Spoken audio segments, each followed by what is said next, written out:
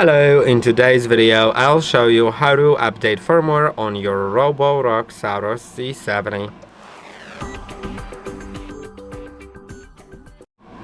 In order to update the firmware, you can click on the settings in the top right corner, then scroll all the way down and find firmware updates. Then you can find an update if there is one. Mine is up to date actually.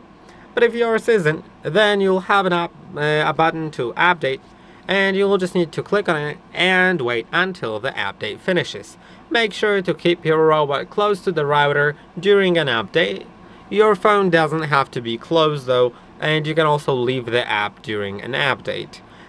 Just don't turn off your robot, don't remove it from the station, don't turn off your router, and just let it finish, and then you will be able to use it again. I hope that this video was helpful. Don't forget to like and subscribe, and I'll see you in the next one.